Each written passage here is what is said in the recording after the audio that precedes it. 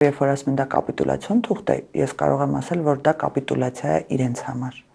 Հենց իրենց քաղաքական ամբողջ հետագիծը կապիտուլացվում է այդ թղթերով։ Եվ նրանք ուղղակի վերանալու են քաղաքական դաշտից, որտեվ այլ բան, քան խաղաղությունը ժողովուրդը չի բաղձել երբեք, եւ դրան դեմ խոսալը առնվազն ինքնասպանության փորձ է։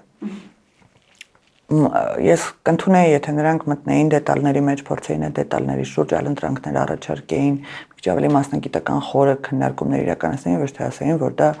այդ թուղթը մենք գալու ենք չեղարկենք։ Գալու եք չեղարկեք, ինչ անեք, ինչ խաղաղություն եք բերելու, ո՞նց եք բերելու։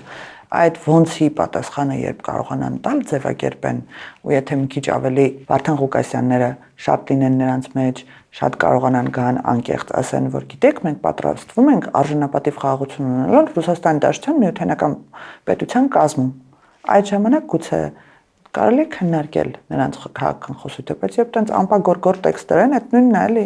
սենց հեշտ լոզունգներ են մտածում Արցախ-Հայաստանը եւ վերջ պատերազմ սկսվեց,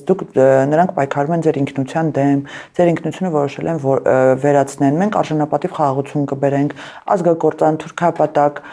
այս բառակույտը արդեն 5 տարի է ամբողջ դաշտը ցնցում է եւ տենց է ժողովուրդը չի ցնցվում։